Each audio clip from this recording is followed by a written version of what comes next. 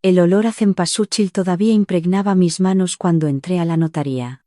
Llevaba 3 días sin dormir bien, con ese peso en el pecho que no te abandona cuando pierdes a alguien que quieres de verdad. La tía Remedios había muerto el martes por la mañana, con mi mano entre las suyas y una sonrisa tranquila en los labios. Yo fui la última persona que vio antes de cerrar los ojos para siempre. Me había puesto el único vestido negro que tenía, el mismo que usé en el funeral de mi madre 7 años atrás. Me quedaba un poco justo en los hombros, pero no importaba. Nada de eso importaba. Solo quería estar presente para cumplir con lo que ella me había pedido, que estuviera ahí cuando se leyera su testamento. El notario, un hombre mayor de apellido Fuentes, nos recibió en una sala con paredes color crema y una mesa ovalada de madera oscura. Había 2 ventanas pequeñas que daban a la calle Alcalá, y el ruido sordo del tráfico de Madrid llegaba apagado desde afuera. Me senté en una de las sillas y crucé las manos sobre mis rodillas, mirando el sobrelacrado que el señor Fuentes había colocado al centro de la mesa con una solemnidad que me apretó la garganta. Entonces escuché la puerta abrirse de golpe. No era el sonido de alguien que llega tarde y se disculpa. Era el sonido de alguien que llega a reclamar.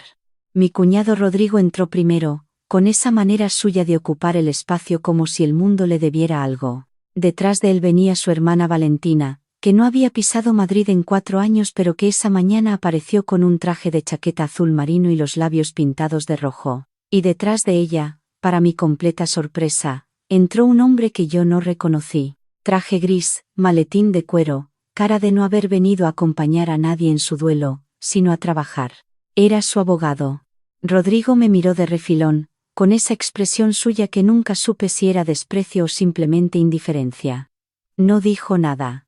Se sentó al otro lado de la mesa como si yo fuera un mueble. Valentina sí habló. «Qué sorpresa verte aquí», Elena dijo, con una sonrisa que no llegaba a sus ojos. Yo no respondí. Solo asentí con la cabeza y volví a mirar al señor Fuentes, que observaba la escena con la paciencia de alguien que ha visto demasiadas familias desmoronarse alrededor de esa misma mesa. Quiero contarte cómo llegué hasta ese momento. Porque para entender lo que pasó después, necesitas saber quién era la tía Remedios, y quién era yo para ella. Mi marido Andrés y yo nos casamos hace 9 años en una ceremonia pequeña en Guadalajara, de donde era su familia. La tía Remedios era la hermana mayor de su padre, una mujer que había enviudado joven y que había criado sola a sus 2 hijos, Rodrigo y Valentina, con una ferretería que su marido le dejó en el barrio de Vallecas. Cuando la conocí, ya tenía 72 años, caminaba con bastón y tenía una lengua afilada que usaba sin pedir permiso.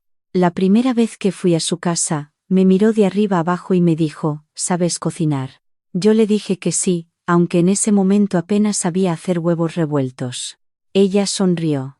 «Bien. Porque los hombres de esta familia no saben ni hervir agua. Nos llevamos bien desde el principio. No sé explicar por qué. Quizás porque las 2 éramos mujeres que habíamos aprendido a valernos solas. Mi madre murió cuando yo tenía 28 años, y aunque tenía a Andrés, había algo en Remedios que llenaba un espacio que yo no sabía que tenía vacío. Los primeros años del matrimonio fueron tranquilos.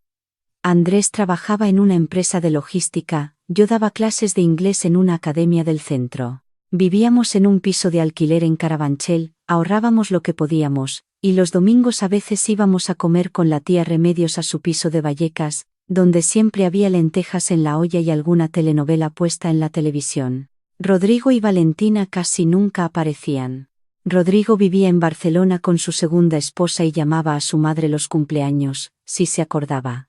Valentina se había ido a vivir a Berlín con un novio alemán y mandaba postales en Navidad. La tía Remedios nunca se quejaba de ellos en voz alta, pero yo la veía los domingos por la tarde, cuando ya estábamos recogiendo para irnos, quedarse en el marco de la puerta mirando cómo nos alejábamos por el pasillo, y había algo en esa mirada que me rompía algo por dentro. Un día, cuando llevábamos 5 años de matrimonio, Andrés llegó a casa con una expresión que yo no le había visto antes. Se sentó en el sofá sin quitarse el abrigo y me dijo que la empresa lo había despedido. «Reestructuración», le dijeron. Le dieron 3 meses de indemnización y una carta de recomendación que no sirvió para nada. Durante 6 meses busqué un segundo trabajo mientras él mandaba currículums. Empecé a dar clases particulares por las tardes y los fines de semana. Fue entonces cuando la tía Remedios nos llamó. Venid a comer el domingo, dijo, y no me digáis que no. Cuando llegamos, tenía la mesa puesta con el mantel bueno, el que guardaba para las ocasiones. Después de comer, sacó un sobre del cajón de la cocina y lo puso delante de Andrés. Para lo que necesitéis, dijo, sin más explicación. Eran 3.000 euros. En aquel momento, con el alquiler atrasado y la nevera medio vacía, fueron como aire fresco en un cuarto cerrado. Andrés quiso rechazarlo. Ella lo miró con esos ojos suyos, pequeños y oscuros como aceitunas, y le dijo, no seas tonto, que para eso está la familia. Lo aceptamos. Y yo me prometí a mí misma que se lo devolvería de alguna manera, aunque no supiera todavía cómo. Con el tiempo, Andrés encontró trabajo en otra empresa, más pequeña, con menos sueldo, pero trabajo al fin.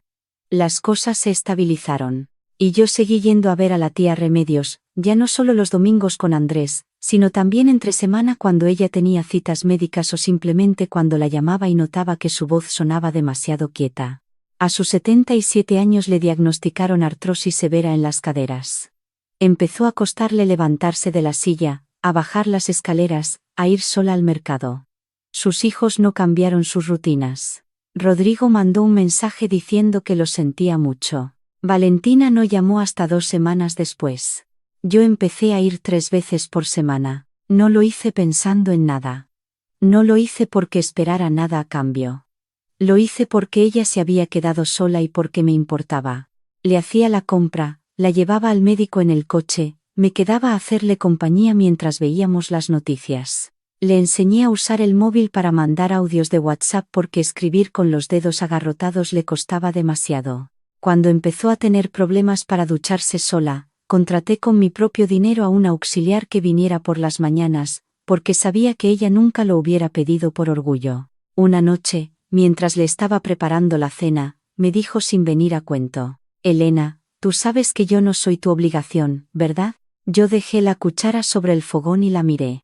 Lo sé, le dije. Por eso vengo. Ella no dijo nada más.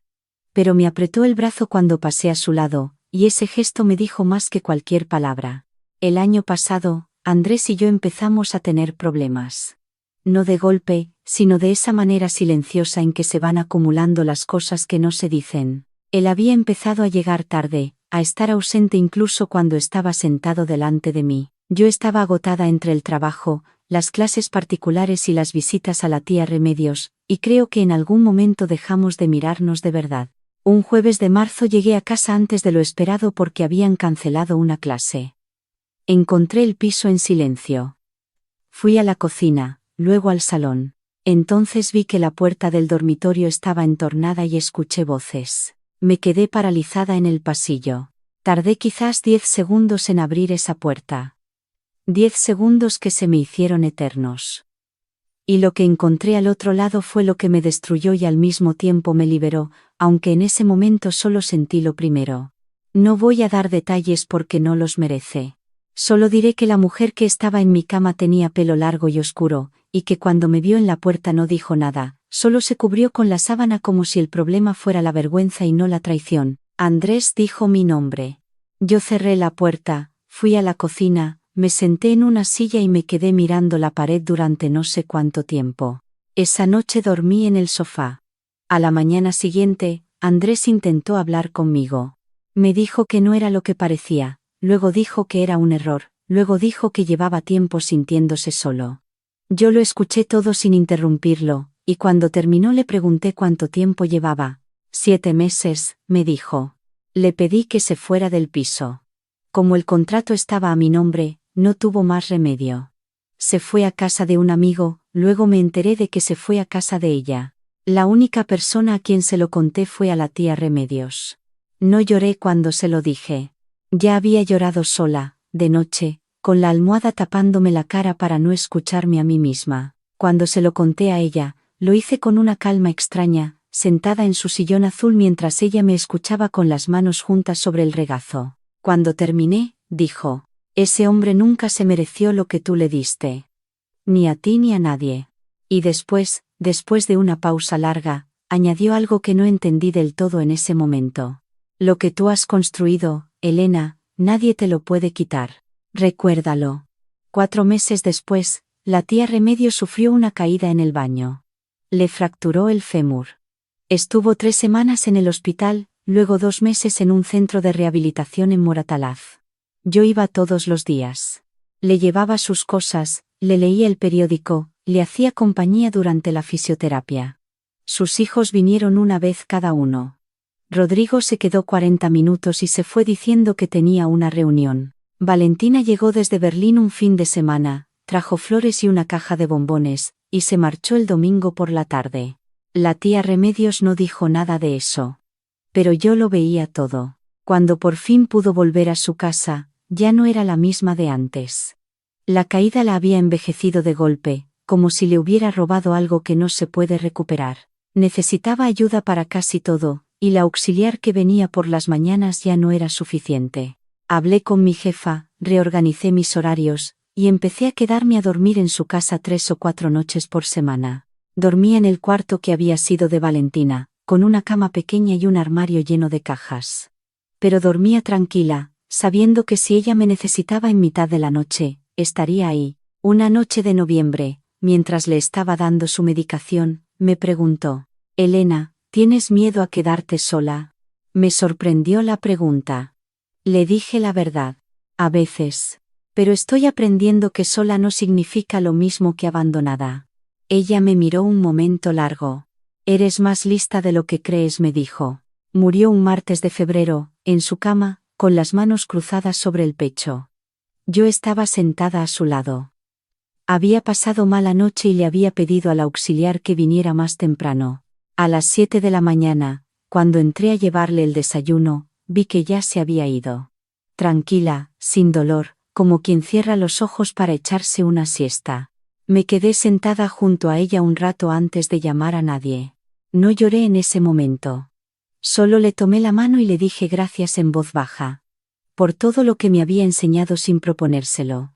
Por haberme visto cuando otros no me veían, y ahora estaba aquí, en esta sala con paredes color crema, con Rodrigo mirando su teléfono y Valentina susurrando algo al oído de su abogado, mientras el señor Fuentes abría el sobre con cuidado, como si dentro hubiera algo frágil.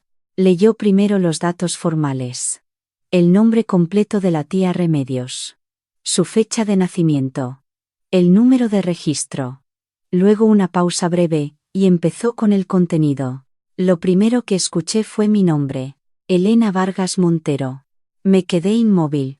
El señor Fuentes continuó leyendo con esa voz plana y profesional que tienen los notarios, como si las palabras que pronuncian no tuvieran peso. Pero las palabras que leyó ese día pesaban mucho. El piso de Vallecas, tasado en 240.000 euros según el registro actualizado. La ferretería, que llevaba años arrendada a un tercero y generaba una renta mensual de 1.200 euros, una cuenta bancaria en el Banco Santander con 83.000 euros. Y un fondo de inversión que Remedios había abierto años atrás y que nadie sabía que existía, valorado en ese momento en 41.000 euros. Todo. A mi nombre. A Rodrigo le dejaba el reloj de su padre, un Omega de los años 70 que Remedios había guardado toda su vida en una caja de terciopelo azul. A Valentina le dejaba la vajilla buena, la que se usaba en las bodas y las comuniones, guardada en una alacena del comedor. Y una carta para cada uno. Que el señor Fuentes entregó en sobres cerrados, con sus nombres escritos a mano. El silencio que siguió duró quizás 5 segundos. Luego Rodrigo se puso de pie. No lo hizo despacio. Lo hizo de un golpe, empujando la silla hacia atrás con un ruido que retumbó en la sala. Me miró con una expresión que nunca olvidaré, una mezcla de incredulidad y rabia que le concentraba en la mandíbula. «Esto no puede ser legal», dijo, con una voz que intentaba ser fría pero que temblaba por los bordes. El señor Fuentes no se inmutó. El testamento fue firmado hace 16 meses, debidamente notariado y registrado. La señora Remedios estaba en pleno uso de sus facultades en el momento de la firma, como certifica el informe médico adjunto. Ella estaba enferma, insistió Rodrigo. Estaba vulnerable. Alguien la influenció. Lo dijo mirándome a mí. Yo no aparté la vista. Lo miré directamente, sin decir nada, y ese silencio mío fue más elocuente que cualquier respuesta. Valentina abrió su carta. La leyó una vez, luego otra, y vi cómo se le iba cambiando la cara. No dijo nada. Se dobló el papel, lo metió en el sobre, y lo guardó en su bolso. Cuando levantó la vista, me miró de una manera distinta a como lo había hecho al entrar. No sé si era vergüenza. Quizás sí. El abogado de Rodrigo tomó nota de todo y prometió revisar los documentos, lo que básicamente significaba que iban a buscar algún resquicio para impugnar. Me lo esperaba. La tía Remedios también se lo esperaba, por eso había sido tan meticulosa, por eso había ido al notario 3 veces antes de firmar, por eso había adjuntado el informe del médico y una carta suya explicando sus razones con su propia letra. Cuando salí de la notaría, la calle Alcalá estaba llena de gente yendo y viniendo como cualquier mañana de miércoles en Madrid. El sol había salido de entre las nubes y daba en las aceras con esa luz blanca y fría del invierno. Me quedé un momento parada en la puerta, respirando el aire de la ciudad. Sentí cosas que no sé ordenar bien todavía. Sentí pena por Remedios, una pena renovada que viene de saber que alguien ya no está aunque ya lo sabías de antes. Sentí una especie de vértigo, como cuando te asomas al borde de algo alto y no sabes si tienes miedo o asombro. Y sentí algo que tardé en reconocer porque no lo había sentido en mucho tiempo: seguridad. No la seguridad que viene de tener dinero, aunque eso también, sino la seguridad que viene de saber que alguien te vio de verdad y decidió confiar en ti. Los meses siguientes fueron complicados. Rodrigo y su abogado presentaron una impugnación, tal como me esperaba. El proceso duró casi 7 meses y me costó noches de insomnio y un abogado que me cobró lo justo porque era amigo de una amiga y entendió la situación. Pero la tía Remedios había hecho las cosas bien. Cada papel estaba en orden. Cada firma tenía su testigo. El informe médico era claro. Y la carta que había dejado para el notario, que solo se abría en caso de impugnación, era tan detallada y tan lúcida que el juez no tardó mucho en decidir. Perdieron. Rodrigo no me ha vuelto a llamar. Valentina me mandó un mensaje 3 meses después del fallo, un mensaje corto que decía que entendía que yo había estado ahí para su madre cuando ellos no pudieron. No le respondí de inmediato. Lo pensé varios días. Al final le escribí que no guardaba rencor, porque era verdad, pero que también era verdad que algunas cosas no se pueden deshacer con un mensaje. Dejé el piso de Carabanchel. Me instalé en el piso de Vallecas, que era el piso de Remedios, con sus muebles y su olor a madera y su televisión grande en el salón. Al principio me resultó extraño. Luego fue pareciéndome lo más natural del mundo, como si ese espacio me hubiera estado esperando. La ferretería seguía arrendada. El arrendatario, un hombre de unos 50 años llamado Paco, me llamó la primera semana para presentarse y para decirme, con mucha educación, que esperaba que pudiéramos mantener el acuerdo que tenía con la señora Remedios. Le dije que sí, que no tenía intención de cambiarlo. Me agradeció, y antes de colgar me dijo que Remedios había sido la mejor propietaria que había tenido en su vida. Eso me hizo bien escucharlo. Renuncié a la academia. Con la renta del arrendamiento y los intereses del fondo, podía permitirme tomar decisiones que antes no podía. Empecé a dar clases particulares de inglés por mi cuenta, a mis propios horarios, sin jefas ni contratos de temporada. Gané menos al principio, luego más, porque el boca a boca funciona cuando haces bien tu trabajo. Y una tarde de abril, sentada en el sillón azul de la tía Remedios con un cuaderno en las rodillas, empecé a escribir. No supe al principio qué estaba escribiendo. Empecé contando lo de la mañana de la notaría, luego volví hacia atrás, luego hacia adelante. Fui llenando páginas sin un orden claro, solo dejando salir lo que llevaba dentro. Tardé casi un año en darle forma. Una amiga que trabaja en una editorial pequeña lo leyó y me dijo que había algo ahí, que no lo dejara. No lo dejé.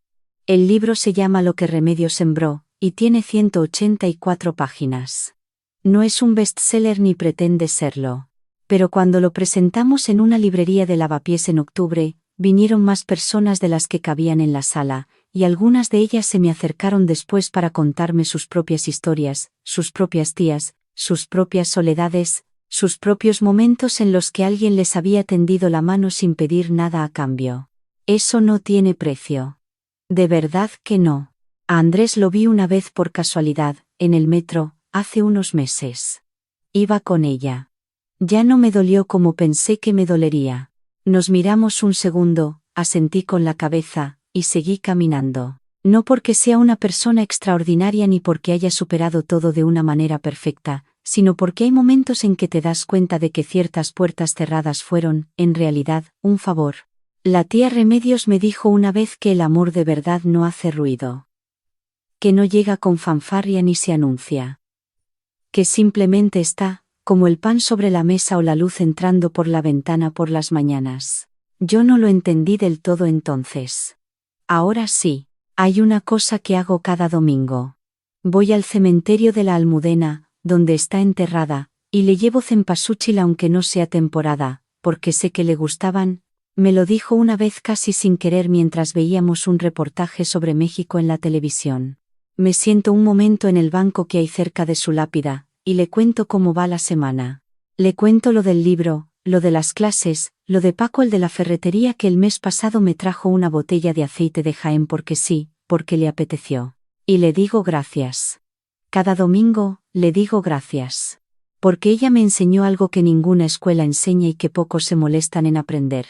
Que cuidar a alguien de verdad, sin esperar nada, sin llevar la cuenta, sin necesitar que nadie te vea hacerlo, es una de las pocas cosas que nadie te puede arrebatar nunca. Se queda contigo.